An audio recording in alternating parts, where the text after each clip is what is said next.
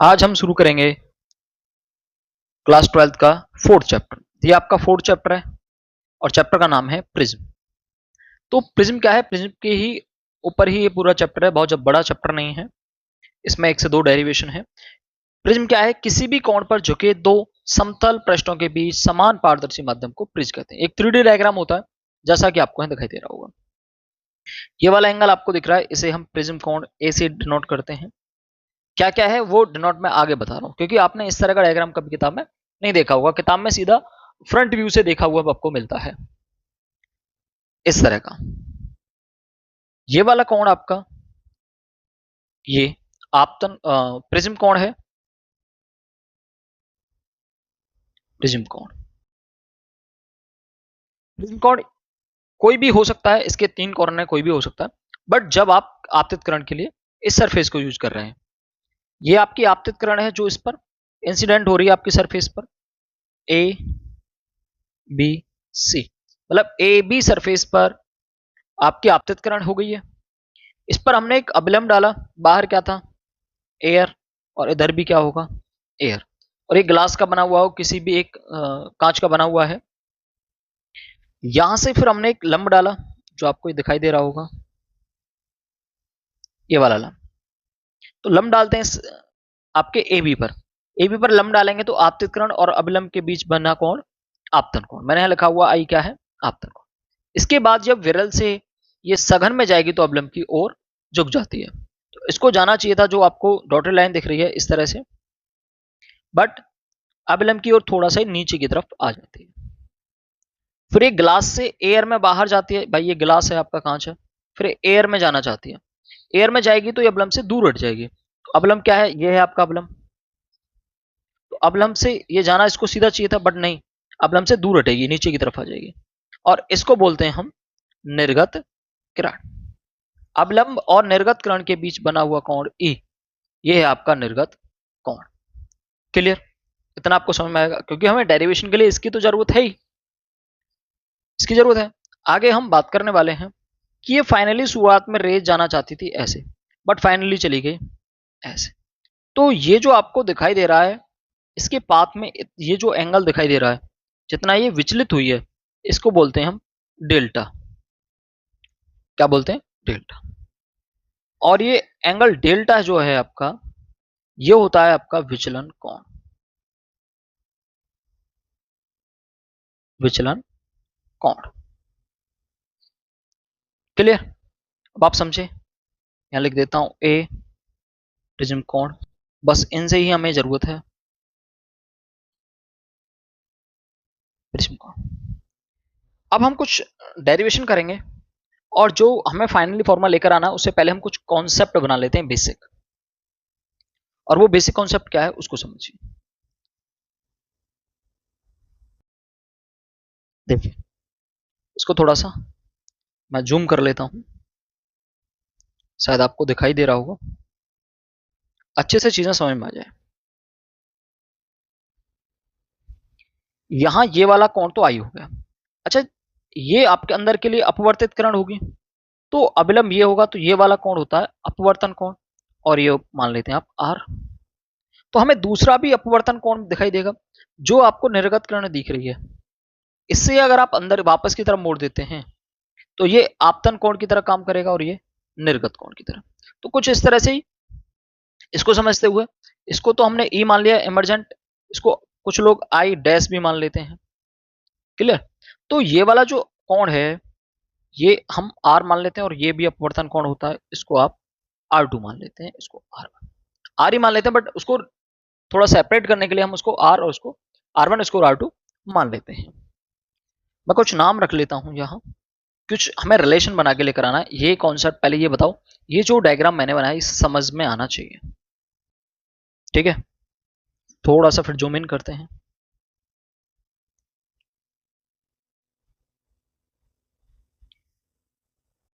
R1 ये भी अपवर्तन कोण है, R2 भी अपवर्तन कोण है। A B surface, O BC surface के लिए R2 है, और ए बी के लिए R1 है। फिर से इसको जूम इन करते हैं। मैं इसके कुछ अलग कलर से वो लेता हूं, रेड है अपने पास,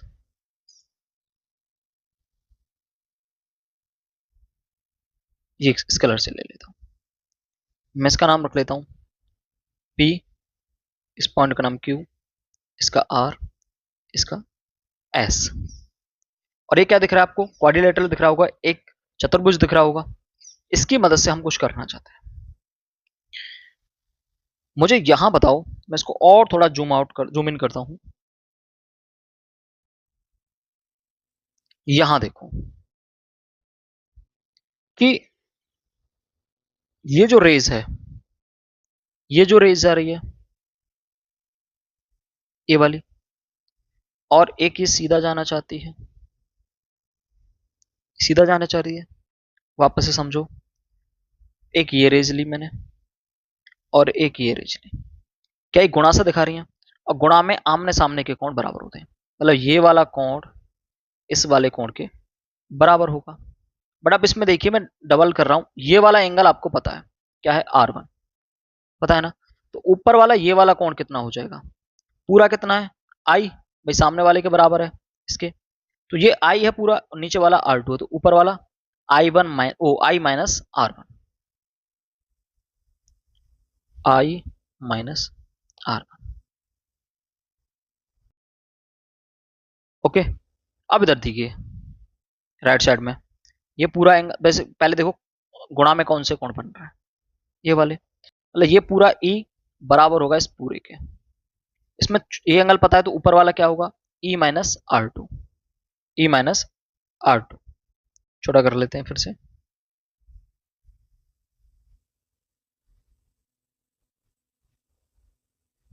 ये ऊपर वाला ये वाला कोण, मैं इसे साइड में लिख देता हूं, इसलिए मैंने इसको बड़ा किया था, E माइनस R। मैं नीचे जो एक चतुर्भुज दिख रहा है, मैं इसको अलग से बना रहा हूं और यहां से कुछ रिलेशन बनाने वाले हैं। नीचे बढ़ जाए, इसको अलग से बनाऊंगा।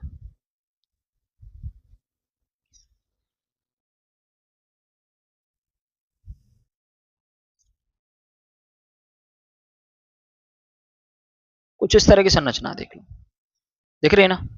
P Q R S, P Q R S, इसमें एक रेखा डाली गई है ये वाली। नीचे वाला कौन हमें पता था? R1 था, ये R2 था, ऊपर वाला ये निकल के आया था I माइनस R1, और ये वाला निकल के आया था E माइनस R2। क्लियर? अब यहां कुछ रिलेशन बनाने वाले हैं हम। क्या रिलेशन बनाने वाले हैं? क्या आप ये देखो कि इसमें एक और है, जो P वाली रेखा है ना वो आगे की तरफ आगे बढ़ रही है और S वाली पीछे की तरफ। देखो ये वाली, ये P से ये बन रहा है ना? इस तरह का एक और डायग्राम बनाते हैं।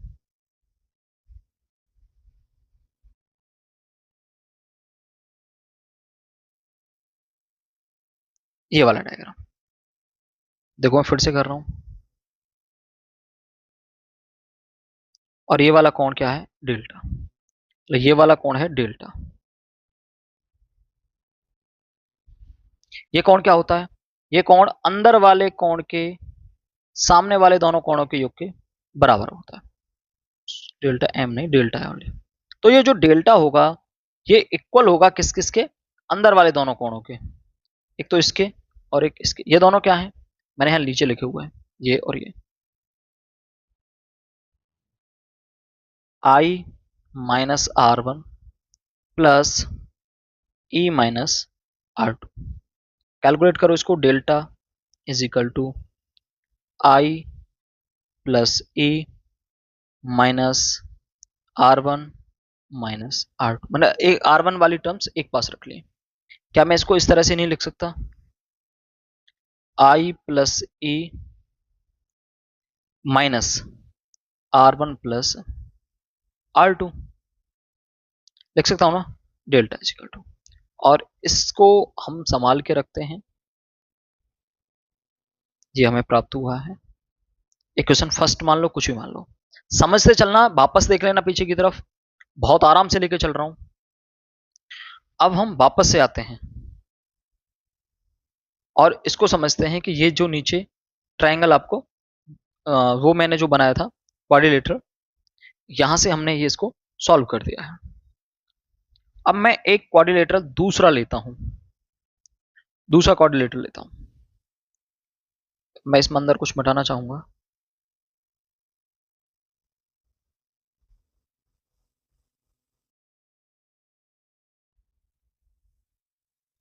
अब मैंने ये P वाला नहीं लेना है, मुझे अब ये B लेना, ऊपर BQRS, ये वाला B लेना है।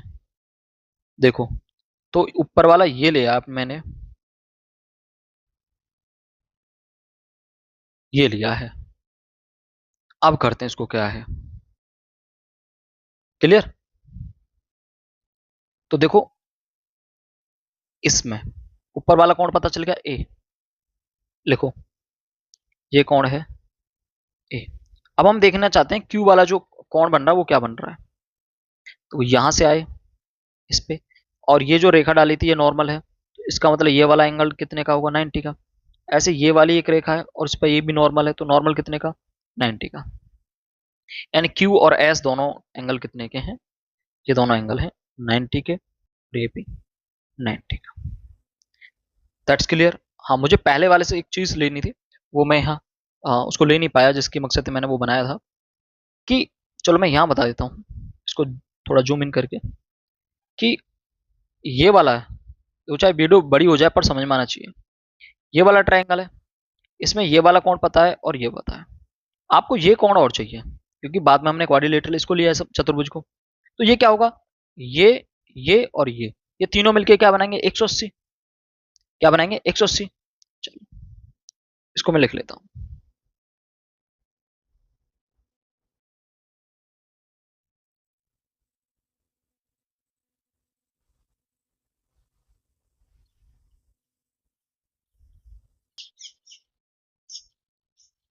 One minute. चलिए, तो यहां एक लाइन थी, ये वाली, और ये R1 था और ये R2 था, ये कुछ भी मान लो, मतलब ये वाला जो इन तीनों का 180 योग होगा, तो मैं कह सकता हूँ ये वाला कोण 180 माइनस R1 प्लस R2 के बराबर नहीं होगा या नहीं होगा। रख लेते हैं ये वाला कोण 180 minus R1 plus R2। Okay. अब इस पूरे क्वाड्रिलेटरल का हम यूज करते हैं और यहां से एक ही फॉर्म में कुछ लेकर आना चाहते हैं।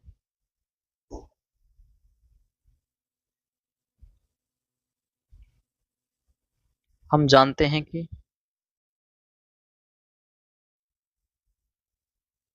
चतुर्भुज के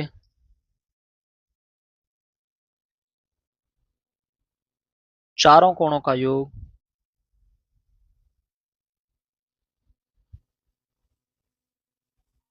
का योग 360 होता है।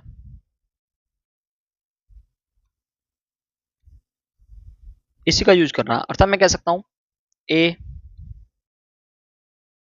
ए थोड़ा इनका साइज बढ़ा लेते हैं, प्लस 90 प्लस 90, चारों को जोड़ रहा हूं, 180 माइनस R1 प्लस R2 बराबर 360।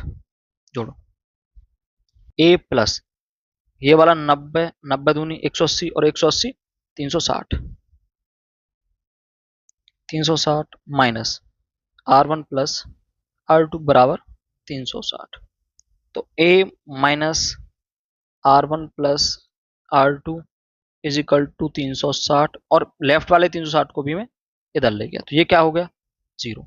अर्थात मैं कह सकता हूं A is equal to R1 plus R2। लो जी, एक इक्वेशन और बना ली, इसको इक्वेशन सेकंड मान लो चाहे आप। इन्हीं की मदद से हम आगे डेरिवेशन को करेंगे। और एक निकाला था हमने, क्या मैं समीकरण फर्स्ट में R1 प्लस R2 का मान रख दूं,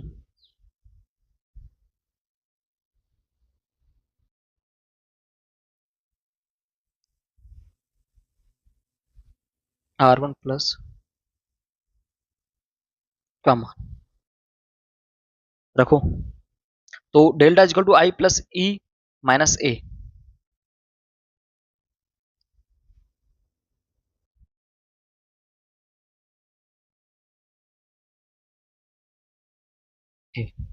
यानी कि उसमें हमने सुधार कर दिया है ए की फॉर्म में, इक्वेशन फर्स्ट में। इसको आप इक्वेशन थर्ड भी बोल सकते हैं। क्लियर? ये हमने पूरा देख लिया है 22 ग्राफ, हमने इस बात को समझ लिया है इस डायग्राम की मदद से। अब कुछ आगे हम बढ़ना चाहते हैं और आगे हम प्रूफ करना चाहते हैं क्या? ये आता है निगमन। निगमन तो ये है, ये तो बेस था। जब पेपर में करोगे तो सीधा निगमन करोगे। क्या? n is equal to sine delta m plus A by 2 बटे साइन ए बाई 2। ये आपको प्रूफ करना है या इसका आपको निगमन करना है। ये आता है आपके पेपर में, ये निगमन के, इसका निगमन आप कैसे करोगे। तो यहां से आपका मेनली डेरिवेशन स्टार्ट होता है। इसमें आप जब निगमन करो तो वो डायग्राम बना लेना है जो मैंने शुरुआत में बनाया ना, ये वाला। तो आप एक बार इसको बना लेना जब वहां निगमन करो, ठीक है? क्योंकि हम दोनों को एक साथ कर रहे हैं तो हमें इस तरह बनाने की जरूरत नहीं। पूरा थोड़ा सा ऊपर वाला ये सब मैथमेटिकल था, थोड़ा समझना भी जरूरी था। अब इसको हम करते हैं। तो मैं वैसे हल्का रफली डायग्राम बना लेता हूं। तो आपका माना, ये सब लैंग्वेज में ज्यादा नहीं लिखूंगा, माना प्रिज्म के दोनों तरफ का माध्यम n1 व प्रिज्म का माध्यम नहीं, अपवर्तनांक, प्रिज्म का अपवर्तनांक n2 है। ओके, अब यहां फॉर्मूले में है क्या, डेल्टा एम क्या है पहले ये समझ लो, क्योंकि उसके अकॉर्डिंग ही तो करना है। डेल्टा एम क्या है, मैं वैसे लिख देता हूं बट आपको मानना पड़ेगा कि माना अल्पतम विचलन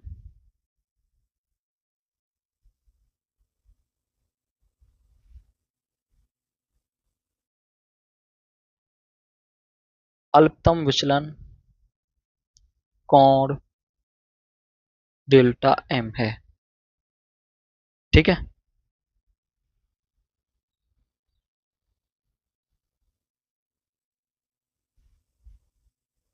ये वाला कोण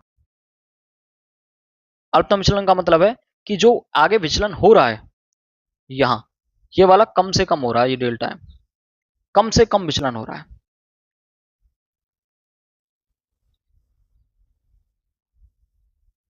अल्पतम विचलन की स्थिति में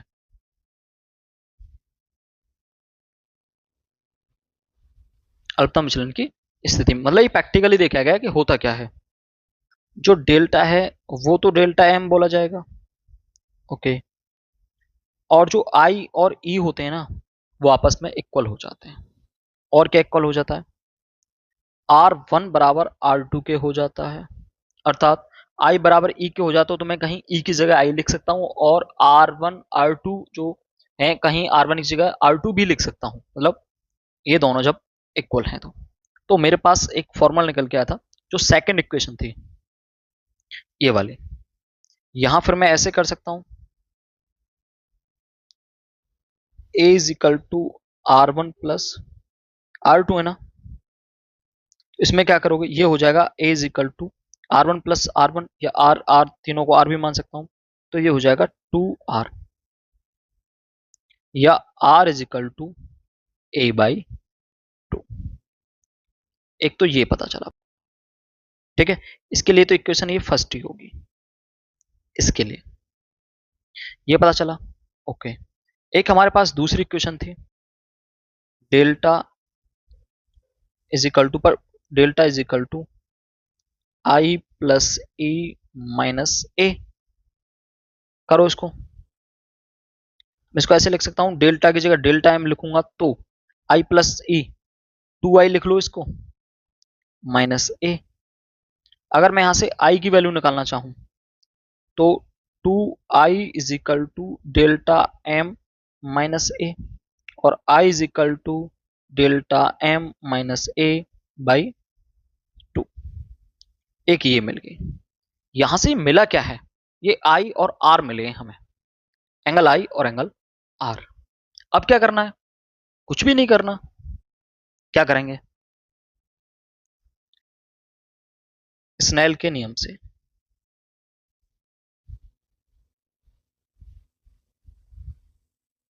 sign n2 upon n1 is equal to sine I upon sine R. यही तो है, बस इसमें आपको क्या करना है, आई और आर की वैल्यू रख दो। तो n1 हमने यहां मान लेते हैं कि n1 जो है एयर है,